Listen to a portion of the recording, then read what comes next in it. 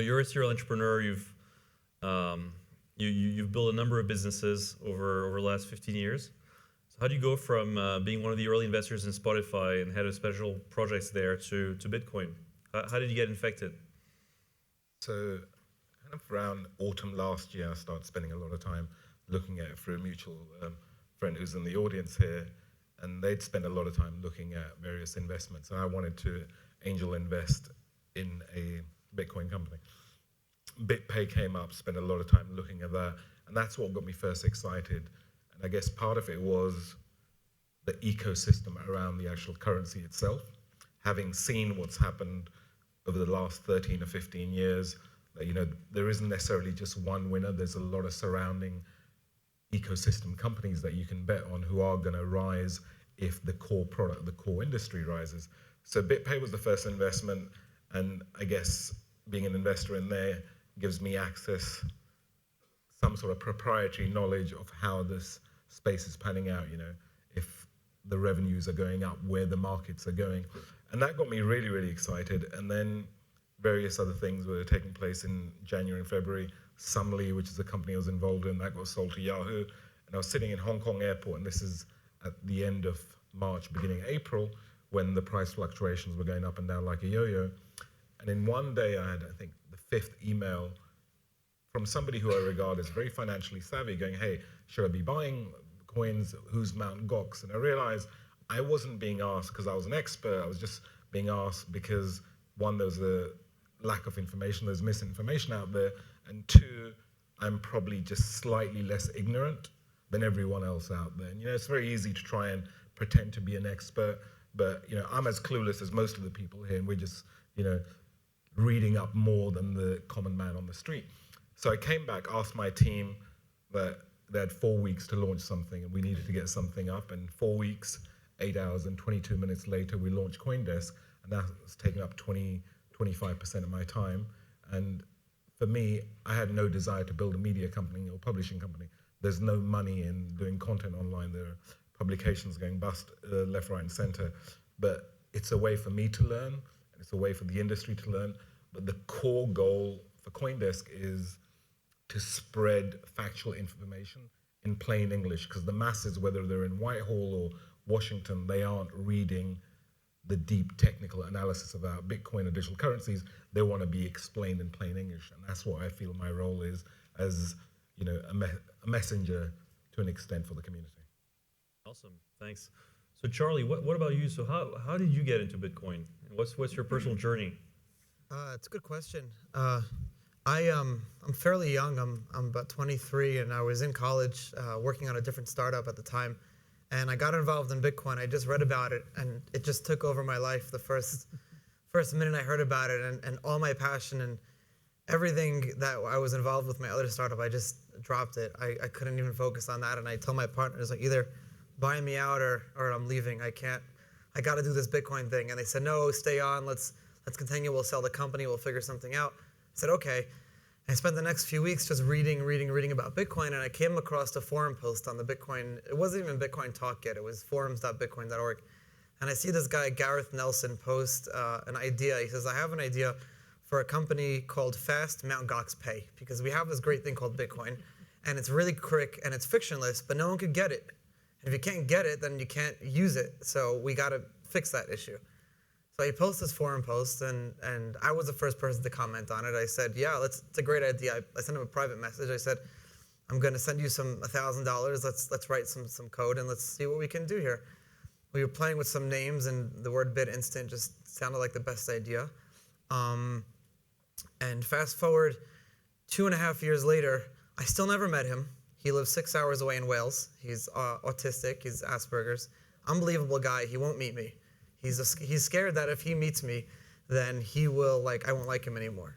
Because we have this great relationship on the internet, and it's like, I guess his autism and my ADHD work like really, really well together. Love it. So that's how that worked out, and we have a great team of people in New York, about 20 people, and it's great because of the foundation, it's really a lot of fun to help other startups and other people and other entrepreneurs get involved in the Bitcoin space. So our door is a revolving door. At any given time, you walk into our office, and there are 4 different companies just sitting at desks or in our conference room, using it, holding meetings. When companies from the Valley come into town, they use our offices. More than welcome to advice, connections. I'll introduce investors and entrepreneurs all together. And because when we got involved 2 years ago, I remember I put up the first $1,000 to do it, and then I went to VCs, and I remember I sold my car, and I had no idea about any investors, what Series A was or seed round. I still have no idea what all that stuff means.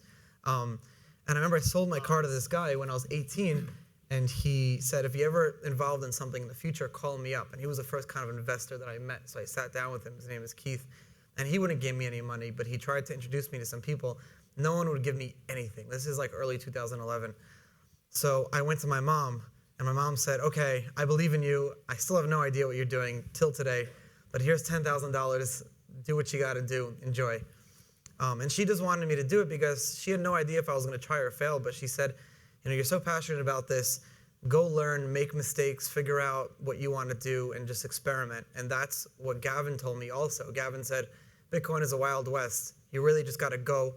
Don't wait for an invitation from someone, just do it. And if you need to fail 4 times to succeed, just do it and try and try and try. And thankfully, after that $10,000 that really helped us grow, still couldn't get investment rounds, so I had to go all over the place. And then I remember going on Bruce Wagner's TV show, the Bitcoin show, and that was the only beneficial thing, is I literally said to the audience, whoever's watching, I need money for this company, please, someone. And then I got home, and then about an hour later, I get a call from a guy named Roger Ver, who said, just tell me where to send the money to, and we'll figure out the paperwork later. And that's how BitInstant was born. So Peter, what about your journey to Bitcoin? Yeah, I want to say I just recently walked in an employee who guiltily clicked their homepage away from CoinDesk. So they don't even use the CoinLab homepage there. I thought, Shaq would be happy to hear I like that. CoinDesk. Yeah, me too. I've been around since early 2010. I missed the pizza buy by like 2 months. I think I've said this a number of times. I turned my computer on, it mined 200 Bitcoins in a few hours. Back then, the instructions were just like, leave the client on for a few hours and you'll have 50 Bitcoins. And then when Gox came around, I was a very early user, and I sold 200 of them for $12. And I was like, oh my God, my computer made money, it's real! At the time, I had just wound down an African biofuels company and had no capital and was like keeping my marriage together. And so I put 6 to 9 months into a plan for a Bitcoin startup. My take at the time, and actually this is still my take, is that just one of the most important things that could be done would be market liquidity. So high quality liquidity, and particularly in the US, for those of you who don't know as much about the money flows, US dollars tend to buy European, Russian Bitcoins is the money flows. And so, and actually a lot of the downward price we've seen, so if you go back to Gox failing in March, and this kind of huge price spikes based on their engine problems, it dropped to 140 and then dropped down to 100, and where we are now. That 140 down through today is largely because it is very, very hard to buy Bitcoins with US dollars at scale right now. It's just extremely difficult. And so we, even at the time, CoinLab has now taken, we're kind of like Nicolas Cage and Gone in 60 Minutes. Like, I've had a handshake deal on Mt. Gox twice. And when we closed our deal in March, it was like, great. And then when we closed it last year in October. And so then when the Gox deal ended, we also, like I said, have a mining play. And I actually, just as a pitch, I have a few pitches for you guys. One is join the foundation, individual, institutional. I would love nation state seats. I think I could push that through the board. So if you're here and want to talk about that, it would be wonderful to have regulators engaged. My other pitch is think about mining. A lot of your finance folks, miners vote on the network. It's just incredibly strategic. Everyone has a right to go ahead and mine and have a say over how the protocol develops. So we're reworking. We're trying to bring some more sophisticated Wall Street models to the exchange market now, like liquidity that can serve any of the retail brokers that want to launch in the States, not just a kind of monopolistic thing. Whatever, I could keep talking, but I won't. Right.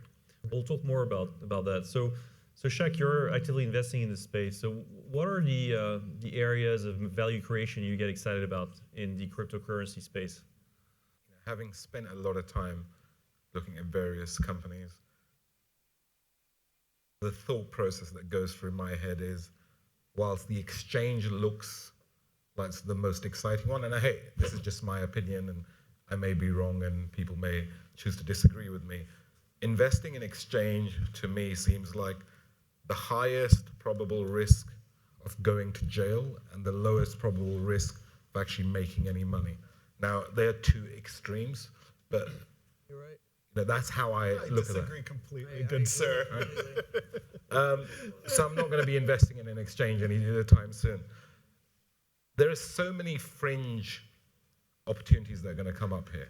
So if you look at digital currency and Bitcoin and where we are today, similar to being on the internet in 1995, think of the hosting companies, the secure certificate providers, the domain name registrars. All of these things are needed for the industry to mature, to take it to the next level. They may seem very unsexy, they may seem very boring, but they've been played out before. They were played out in the software industry, they were played out in the early days of the internet, they've been played out in the cloud computing space, they're being played out in the mobile wars that are taking place. And I guess having some gray hairs and having lost lots of money of my own over the years in this learning curve as an entrepreneur, you look at what works and what has worked before and then try and replicate it for today's needs. So I think the fringes of the ecosystem itself is something which I'm looking at very much. I am invested in the currency itself because there's no point investing in Bitcoin companies if you aren't invested in Bitcoin in itself, right? So my exposure right now would be BitPay as one investment, a couple of active ongoing talks with some companies. There's CoinDesk, which is an information piece, but that's very valuable to me because it allows me to make the right decisions, I hope. And then, let's see where it ends up. But exchange won't be the one I'll be doing anytime soon. So Charlie and Peter, and Shaq as well, you guys are all spending a lot of time on the West Coast. What's the view from institutional investors out there? I think, in Europe, we got a bit of a taste. It seems like in Europe, maybe the people aren't quite there yet. It's ironic because the regulatory here is way easier, but investors are a little less enthused, I think. Yeah. So what is it like out there at the moment? Well, Silicon Valley is very sort of cycle-oriented. So 3 months ago, it was just a huge wave of interest. Right now, if you have a 3D printing company, you're going to get like $50 million next week. So I want to 3D print Bitcoins. yeah, I do too. That would be cool. That would be cool. I'm patenting that. Don't take my idea. I think a lot of investors are waiting for more quality entrants. I think, and we heard this in the investor panel a little bit, capital capacity is just a really big question for this space still. And in a way, it's weird, the press and media are just not out ahead of the possibility in the space, but I think they're out significantly ahead of what we've all been able to do so far. And and I think one thing about the exchange is it's an infrastructure business, right? And you could say lots of bad things about it, and I'd only disagree with the go to jail part. I think regulatory is absolutely something you can do well at, but the crazy good consumer stuff being built on top of that infrastructure, I really want to see more of that. I'm like, hey, come on, guys. No, so I agree with him. Is this microphone on? Yeah. I agree with him. Infrastructure is super important. You need to build infrastructure. The foundation is super important to build that. But at the same time, applications on top of that infrastructure, like Boost VC and Adam Draper is working on, that's also super important. The problem is that we're seeing now is that there is a lot of money still interested in Bitcoin. There are a lot of investors that want to put money in. But the entrepreneurs in the space, including myself, we're simply not mature enough, or we don't know enough how to be entrepreneurs or how to run companies. My biggest problem, and my investors were able to help me with that, is I simply didn't know how to run a company. I simply didn't know how to not be a kid. And thankfully that they helped me a lot with that. Not, it wasn't always great times. Sometimes it was a little bit of a slap in the face, but you need that. We need more, I guess, serial entrepreneurs or entrepreneurs who have built companies before get involved in the space and try to start up Bitcoin companies. And slowly but surely we're seeing guys like Shakil and people like that coming in. And even the early adopters, it's a lot of experimenting. So trying and failing works. You look at TradeHill. TradeHill was one of the first startups in Bitcoin, like really super early. And TradeHill is what got me into Bitcoin. Jared was the first person I ever spoke to. And he tried and he failed, right? But it was so difficult at the time. What did he do? He got back up and he relaunched TradeHill 2.0. And now he's a real company, real staff. It's a lot tighter. He has investors, and he'll do well because he was able to make a lot of mistakes early on and learn from those mistakes and try it again. So, what is it like having the Winklevoss brothers as investors? No comment. One thing I think is possible in this space is that we may leapfrog some traditional seed Series A type business models and go straight to corporate partnerships or just very established players coming in and saying, CoinLab is actually in the middle of deal talks at a deal like this. Very, very experienced person on Wall Street who just says, I don't know, I love Bitcoin, I don't know anything about it. And it may be that that's how this space gets its operating talent, really, is with these partnerships. So. That's true. It's true because you have great ideas. Bitcoin has unbelievable utility. Look at micropayments, donations. Try sending 10 cents over the internet today. You can't do that. Look at the paywall model, right? You're paying $15 for a Wall Street Journal subscription to read an article online, but most of us don't want to do that.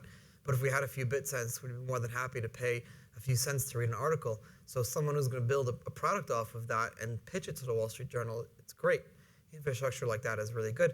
But like Peter said, if you can build a remittance company, like what I'm trying to do, and you can build a great product, you can go to a company like Western Union, MoneyGram, Zoom, and say, here, we have a small team of people, we're doing some business, but if we kind of act as a puzzle piece and integrate it to you guys, we can show you Bitcoin's utility, and we can take this infrastructure and take this global payment system and make your fees go down and make your, instead of charging 5%, or like Western Union charges 10% to move money around the world, we can charge 1 or 2% using Bitcoin as our back-end settlement systems. So we've developed pitches and ideas and going to, like Peter said, these larger companies that have been doing this for hundreds of years. I mean, Western Union's a 163-year-old company. They can't afford to not look at Bitcoin. I'm sold. If I were at Western Union, I would have you in. I'd be like, tell me more. To touch upon the topic which Charlie just answered, if you look at Silicon Valley and you look at the companies being created, there are a number of issues we've got at stake because you've got 3 types of people at least trying to create the companies, being involved in the space. You've got the anarchists, and excuse my language, whose attitude is, fuck the government, fuck the central banks, fuck everyone, let's bring down the system with Bitcoin.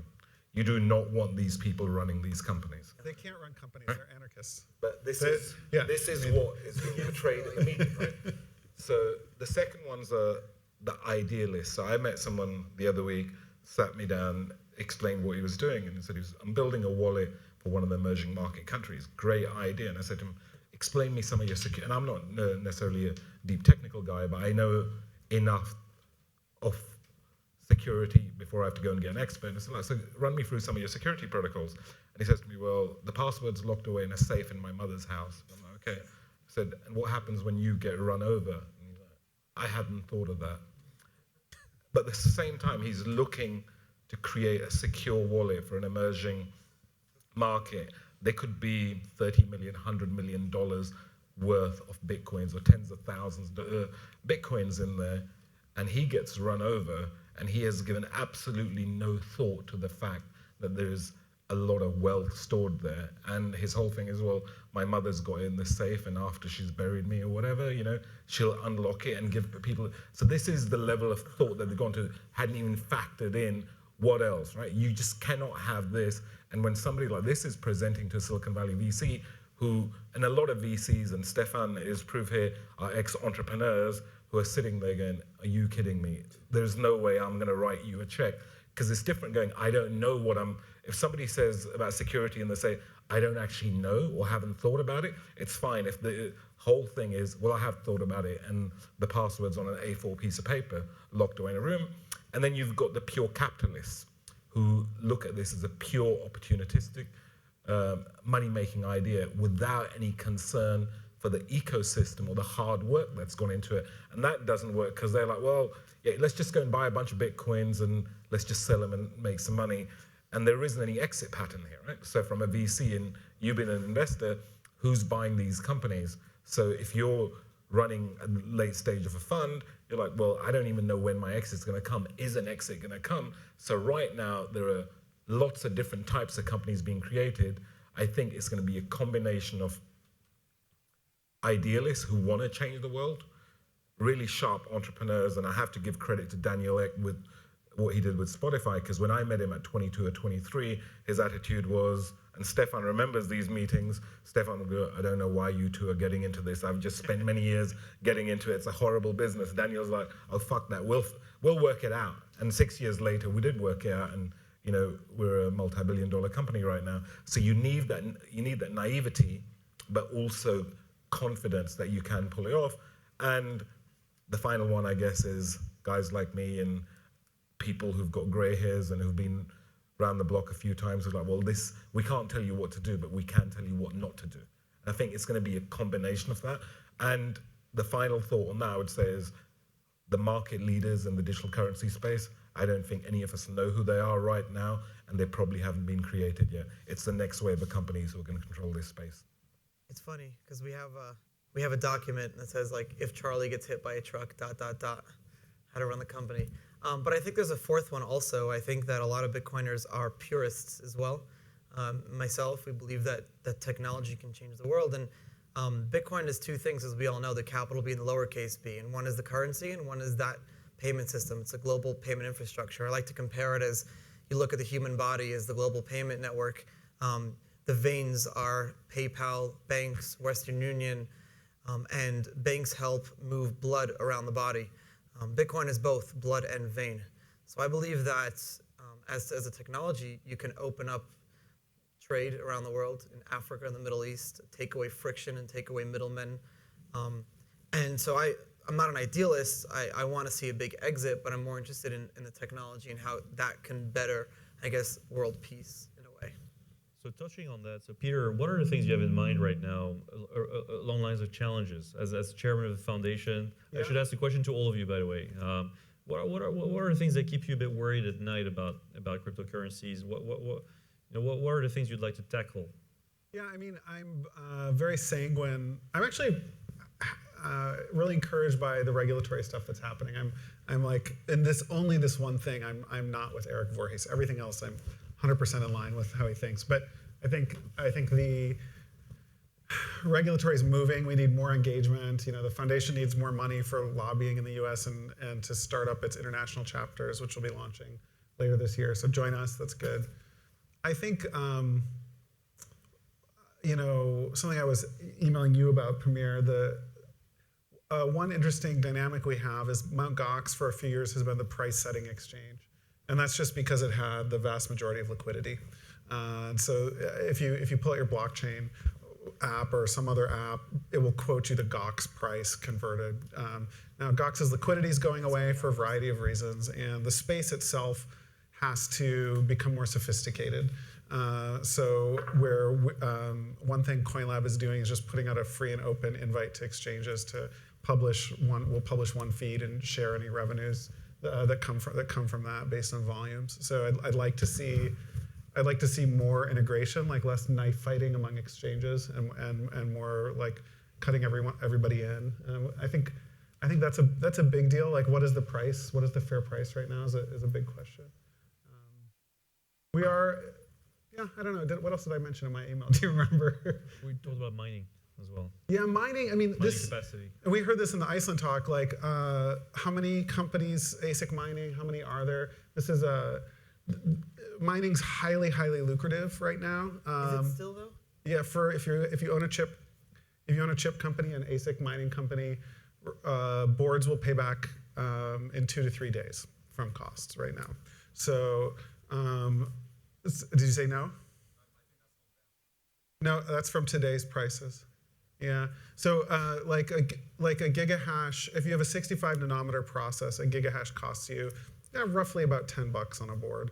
So that's like 3 or 4 days maybe of returns. So it's incredible returns. Now the chip industry has like very long lead times compared to what Bitcoiners are used to. However, I worry like we need to distribute out this mining capacity very broadly. And that's a big concern. I've been talking to people like Jez Sand, who's been pounding on me like, we need to be able to change the proof of work in case like a Chinese fab just comes to crush Bitcoin. So there are some questions that I think as an industry we have to like figure out how we're going to answer them when they come up, and we have to at least start building governance and structures and working groups to deal with these questions. Like I don't know. I mean, how to give you guys a sense of scale, but like a 20 nanometer, an 18 nanometer process Bitcoin chip, if a fab wanted to come totally dominate Bitcoin mining, it would be very easy. And if the NSA told Samsung to stay in our country, we're going to need these from you in 8 weeks, it would be very, very easy. And so I think that these are like, I don't think they're real existential threats today, but they kind of, when you imagine them and like how we deal with them, they, I think, should indicate like, guys, like we're all gonna at some level go compete, but we also have to really come together and make sure that like this ecosystem has good, stable, foundations. So that, yeah, those are on my mind. A fab is where the chips are made. Yeah, and there's a lot of spare, what's called wafer capacity in the world. Yeah. You asked about what keeps me awake in the cryptocurrency, and this is going to sound strange, but ultimately, if we're trying to explain to people, and I call it friction-free, right? So in 2013, there's no reason why when I can send you a picture, an audio file, a video file, or an email, and it takes 2 seconds, that money takes 4 days. So that's the story that's being sold.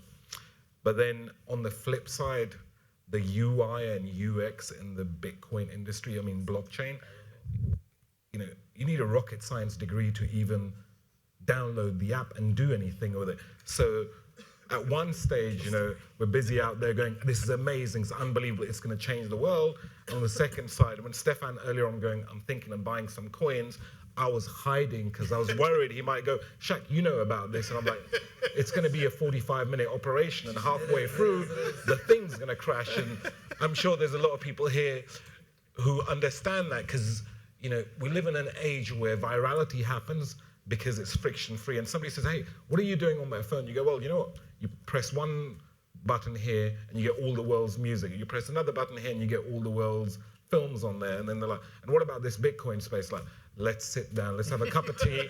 And you know what?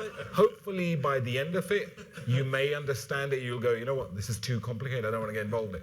To me, that is the biggest challenge for growth happening on the consumer side. I don't know who's going to fix that. I'm not smart enough to fix that, but that is the biggest challenge for this going mainstream. People say, when's Mrs. Smith, who's 60 years old, going to adopt it? I don't even know when Miss Smith, who's 16 years old, is going to adopt it, because she looks at Instagram, she looks at Twitter, and then you give her blockchain.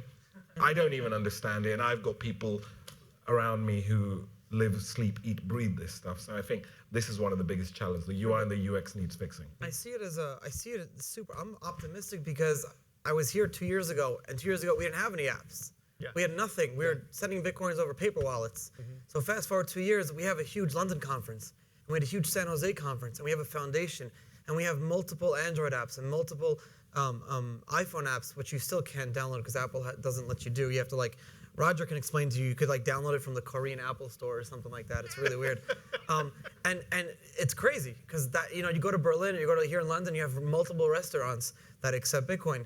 My bar in New York City, we accept Bitcoin, and we do 2-3 transactions a night. Literally, I'm not even there right now. And last night I get 3 BitPay emails from BitPay saying transaction notice was done. Who's going and paying in Bitcoin? Random people are hearing about Bitcoin, are reading about it, and buying up. And they're figuring it out. Sure, it's still extremely difficult, and the user experience and the user interface is still really, really hard. But we're going to get there, and slowly but surely, it's growing, and we're building. And we need people like you to join the foundation and build the infrastructure. Sorry for the plug, but build the infrastructure. But do you think that's like an existential threat, this UI UX thing? Like to me, that's something that's, it's like you need the square of Bitcoin apps for sure, right? But it doesn't seem to me, I think, I'm with you, like I think it's growth limiting, not like destruction or something. No, I don't think it's destructive. I just think when we live in a world that we can go to some of the world's best UI teams and go deal with this. And I've showed some amazing designers and going, check this out. How would you fix it? And They're like, oh my God. What are you even trying to fix? And then you have to explain to them what Bitcoin is. And they're like, so sorry, you lost me. There's this ecosystem and there's this thing. And we'll get there with time. The barrier to entry is so difficult to get involved in the Bitcoin space now. You're right, 100%. And that's what's like stopping it. So it's like a growth spurt.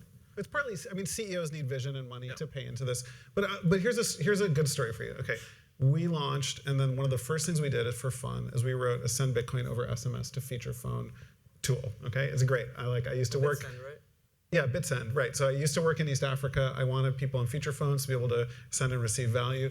With Twilio, it took 2 weeks.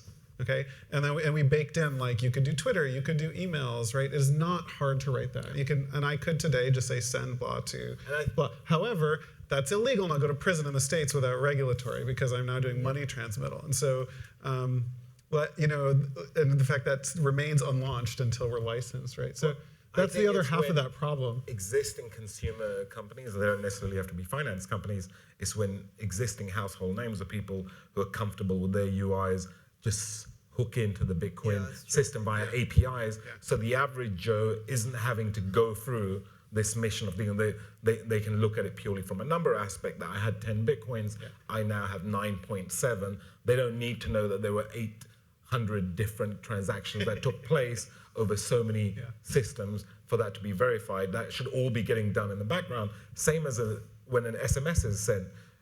Pamir and I both have run SMS companies, and if 10 or 12 years ago, we spent our life traveling around Europe talking to telcos who would give us the best package on buying bulk messaging, and we'd reroute it through one country and bounce it to another to evade this thing called SMS tax.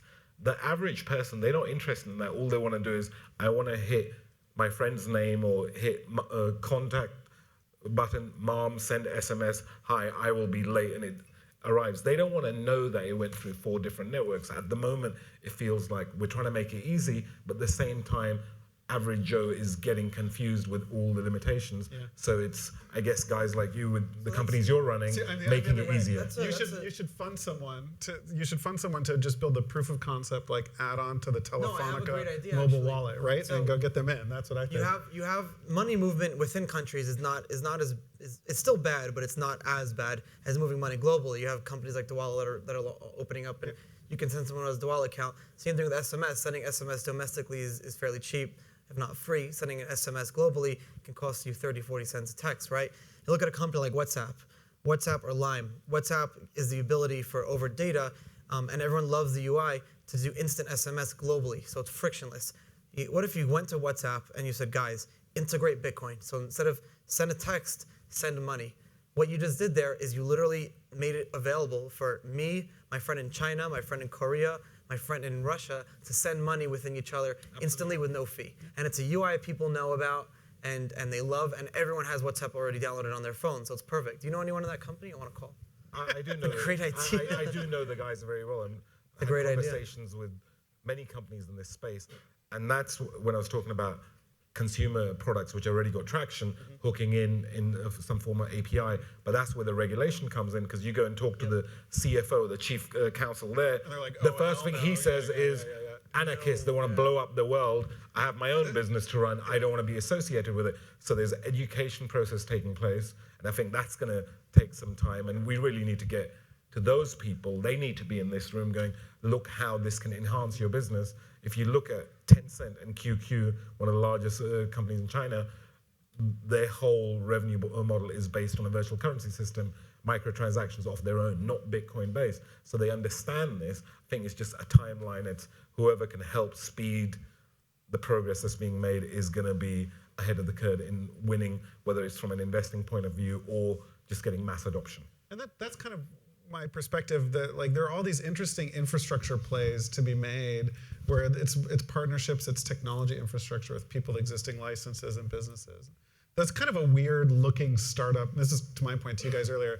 It's a weird looking startup to VCs because it's like, is that what's the product? Partnerships. Yeah, but there is a lot of opportunity there for And sure. it's going to take one of these companies, right? You need one of these, whether it's WhatsApp or Instagram, to go out and accept this. And as is always the case, one major company accepts it. There's an article that goes out. Dominoes. Yeah, it's a knock-on effect. It's who's going to have the risk capacity and the understanding on the regulation side that regulation necessarily may not even be written, but they're willing to go through the process and to win the battle here. And I think then we'll see a knock-on effect. So it's a great position we're in, that Sand Hill Road and Silicon Valley VCs are investing in the Bitcoin companies because they may be one of their portfolio companies that actually ends up taking the risk, and then we're on to stage 2.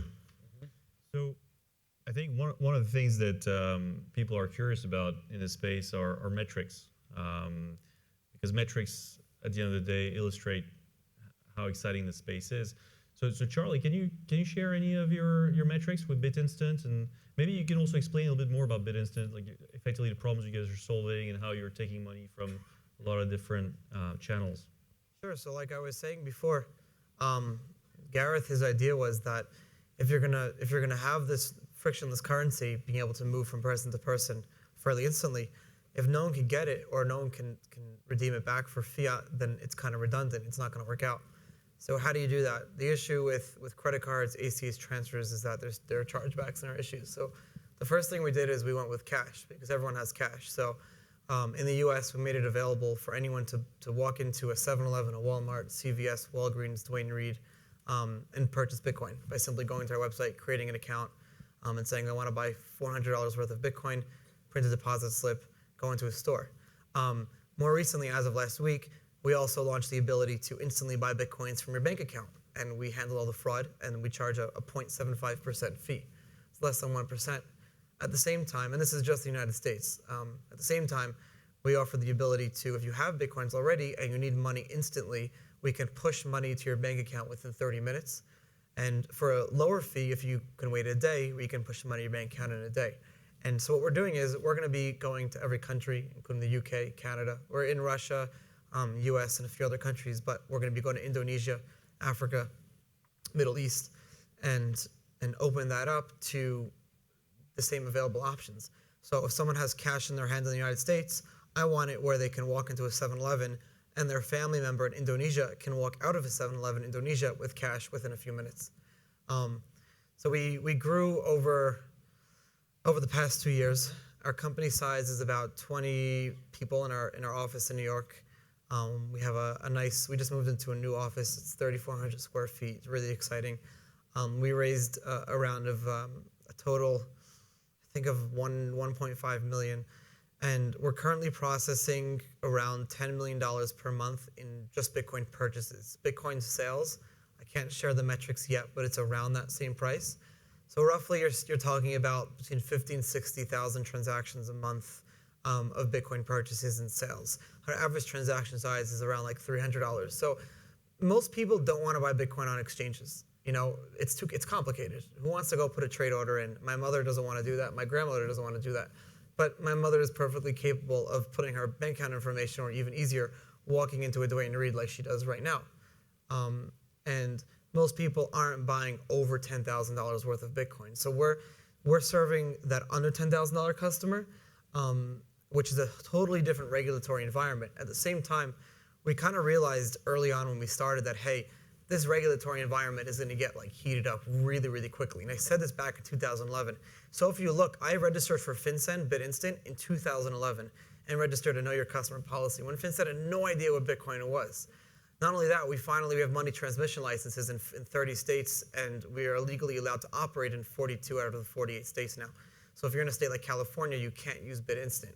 Unfortunately, it sucks, but if you're going to be operating within a country, you have to operate within the bounds of the law, because you need to show the world that you're not going to be an anarchist and you're not going to try to overtake the government. You want to work with the government and take banks and take this global financial system and make it better. And you're not going to do that. Look what Gandhi said. Look what Gandhi did. Forget the quote that I always make this quote. It's like, and Cameron and Tyler in their presentation in San Jose stole it from me. But the quote was, first they ignore you, then they laugh at you, then they fight you, and then you win. So we're probably somewhere in the early fighting stage. All the good press, everyone was saying, yeah, we've already passed that. But if you look at the press, it was the laughing stage. The press is ridiculing us. They're making fun of us. It's cool, it's fun to read about, but they don't take it seriously. It's a fad. It's like a yo-yo or a Pokemon card to these guys. They think it's going to be over in a week from now, but we all know that it's not. So we got to really build out this infrastructure and grow this thing. Great. Metrics, that was the Yeah, so can you share metrics for BitPay? Oh, sorry. I can't share metrics for BitPay. I can share metrics for CoinDesk if they're relevant. An interesting number out of CoinDesk is 54% of all visitors are non-USA. And that was a really interesting moment when I started looking at that, because having been involved in a bunch of companies out of the USA lately, it's 50% or so is a interesting number, whereas up until then it used to be 70 or 80%, and VCs or investors were going, well, we're not really interested in what's going on outside the USA. Here, it's the reverse that's happening. And I think it's going to lean more and more over the years or over the months to non-USA traffic. So we don't have anybody on the ground in USA. It's a global information play for us. So how much does the large exchange MTGOX process right now on a monthly basis? I actually wanted to share some foundation stats too, though. 60% of foundation members are non-US. So it's truly global. Wait, was it 60, 60? 660, yeah. How many members do we have? 500 or 600 individual members and maybe 20 institutional members. How many attendees were at the conference? Oh yeah, and we had 1,200 people come to Bitcoin San Jose. Wow. So also there are board seats up for election for the foundation. You need to either have an institutional membership or an individual, and then you can run, and we would like you guys to run. So Mt. Gox in April, which was the last month before we sued them, had a little over, the Gox USD liquidity pool had about $1 billion worth of trades. And that's with no shorting and no leverage. So that's just like raw liquidity trades. I'm happy to share Coinlab's numbers. I mean, we netted, which they didn't pay us, nearly $1 million on that for a portion of the fees. So there's good money to be made at scale on the exchanges. Although, like many, we've discovered it's hard to get dollars out of Mt. Gox. They are now down to about a quarter of that, I think, 200 to 250 million. Below 50% now. Yeah, so their liquidity's fleeing. It's not all going. Some of it is sitting on the sidelines now. U.S. liquidity, it's very hard in the U.S. It's just you can't like I know the owner of a bank who tried to wire money to Bitstamp, and the CEO of his bank, the guy who ran it for him, was a U.S. bank, called him at the second one and said, please don't wire any more money to Bitstamp.